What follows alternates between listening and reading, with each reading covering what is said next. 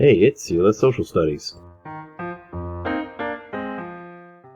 Hey guys, welcome back to Sela's Social Studies. Today we're going to be talking about the fifth and final installment of World War I, and that is establishing peace.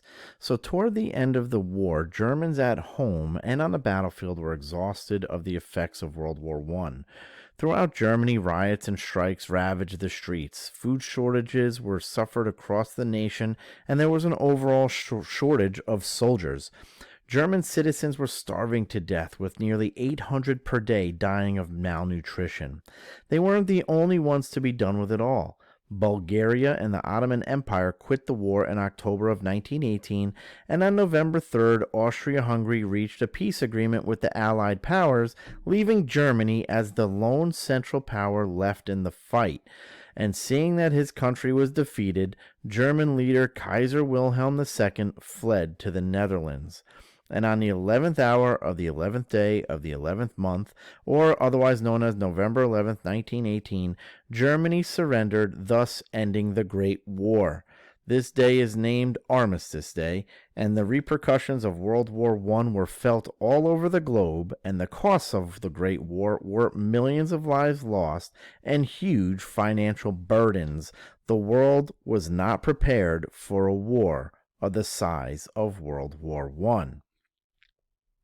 The casualties on both sides were staggering. The Allied powers lost more than 5 million soldiers in total during the war, with the majority of deaths coming from Russia, which was about 1.7 million, and France about 1.3 million. American losses totaled near 117,000. Since the United States entered the war so late, their losses were small in comparison to European nations who had been fighting since the beginning of the war. When comparing wounded soldiers, Russia and France again led the Allied powers with roughly 8 million combined, while wounded Americans amounted to roughly 200,000. The Central Powers suffered heavily as well, accumulating over 3.5 million deaths.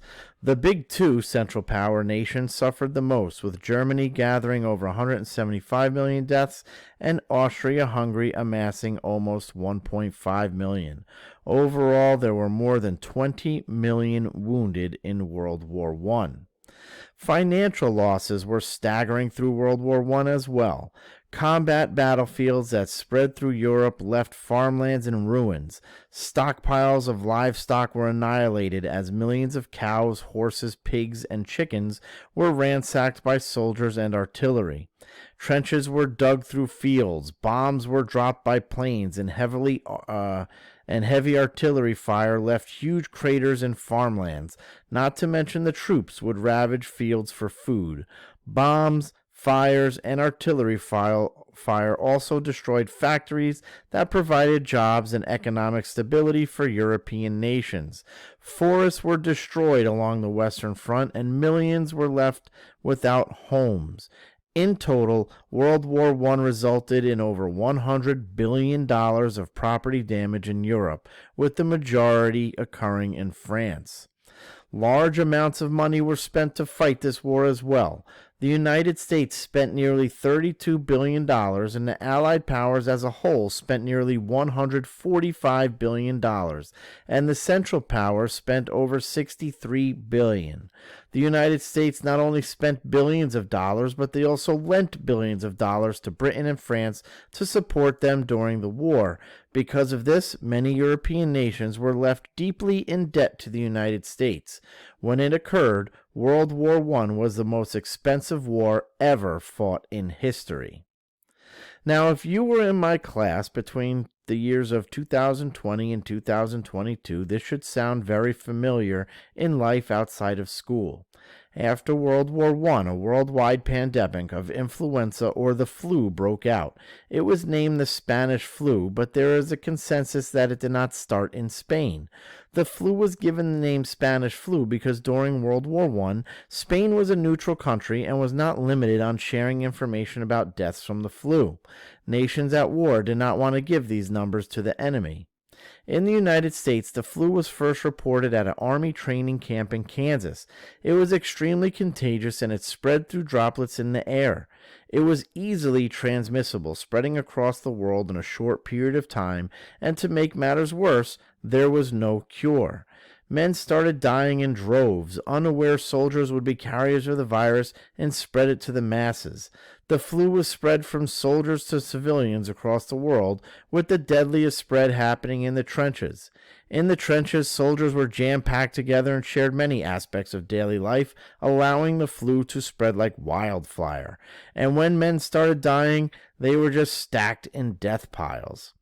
In the United States, life was changed drastically. Like the COVID-19 pandemic of 2020, some states forced Americans into a quarantine, while other states banned mass public gatherings and schools were canceled. The death rates in cities like Chicago, Illinois, more than doubled during the 2-year disaster. Overall, in the United States, over 800,000 people perished from the Spanish flu, while worldwide, the death toll is estimated between 50 and 100 million deaths. So what did the government do after the war? Well, in January of 1918, in an address to Congress, President Woodrow Wilson delivered his post-war plan in dealing with the Central Powers at the end of the war. His plan was to deliver just peace with his 14-point plan. Wilson's vision was to take his 14-point plan to the Allied leaders in Europe, and they would agree with peace after war. Some key points that Wilson focused on were that there would be an end to secret alliances, something Wilson believed was a major cause of the Great War. The plan encouraged free shipping and removed all barriers to trade. It would resolve territorial disputes and settle colonial claims after the imperialization of European nations, and would force these countries to reduce the size of their army and navy. Wilson's plan was also an attempt to spread democracy across the world and supported the right of the people to choose their own government. But Wilson's most prized idea in his 14-point plan was the creation of a League of Nations.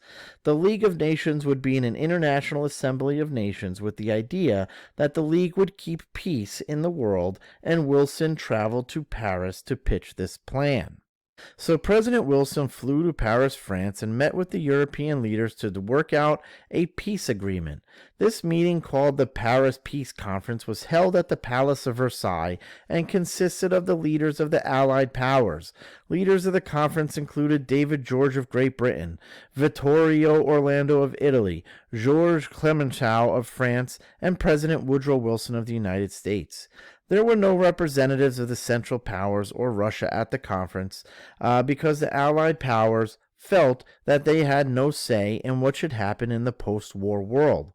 President Wilson presented his 14 points of the peace plan, and the European leaders strongly disagreed. The issue was that World War I was fought entirely in Europe. Livelihoods, factories, farms, landscapes, and infrastructure were absolutely pummeled in European countries, while the United States did not suffer such a fate. Millions of European fathers, sons, uncles, mothers, sisters, and brothers were casualties of war, and only young men who fought in the American armed forces gave their lives to the cause. So European nations wanted to severely punish Germany and to be sure that it would never become a world power again. Spoiler alert, that didn't work. As part of the conference, the Allied leaders introduced the Treaty of Versailles. As part of the treaty, Allied leaders made a list of demands to punish Germany. It was demanded that Germany would accept complete blame for the Great War, that they would make reparations or payments for war damages. Germany would be forced to pay reparations of $33 billion, which would finally be paid in full on October 3, 2010. Germany was forced to surrender large portions of its territory, and Estonia, Finland, Latvia, Lithuania, Czechoslovakia, and Yugoslavia became independent nations. Poland was also restored as an independent nation.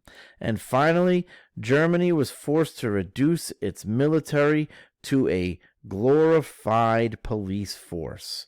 The Allied powers did agree to form the League of Nations, one of Wilson's 14 points. The Central Powers broke up and surrendered their colonies to the League of Nations, where Poland was restored as an independent nation.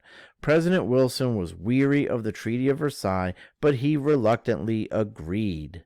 As Wilson brought the Treaty of Versailles back to the United States to present to Congress, he was hopeful that they would accept it. Unfortunately for him, they didn't. President Wilson presented the treaty to the Senate, which, according to the Constitution, needed 2/3 of the Senate to vote to ratify. Senator Henry Cabot Lodge pushed forth an issue with Article 10 of the treaty. He believed that in this article ceded the war powers of the United States government to the Council of the League of Nations. In the United States, only Congress could declare war, and the treaty would take this power out of Congress's hands. This upset many Republicans. Senator Lodge believed that only the winners should set the terms of peace and demanded changes to the treaty. On November 19, 1919, the Senate voted and the Treaty of Versailles was defeated, falling 7 votes shy of passing. The United States failed to ratify the treaty and as a result did not join the League of Nations. The United States would go on and sign treaties with Austria, Hungary, and on August 25, 1921, the United States and Germany signed a separate treaty called the Treaty of Berlin. This treaty stipulated that the U.S. would enjoy all rights, privileges, indemnities, and reparations or advantages given to it by the Treaty of Versailles. All right, so that was our last installment on World War I. Good luck on your test, and I will see you next time when we talk about the Roaring Twenties.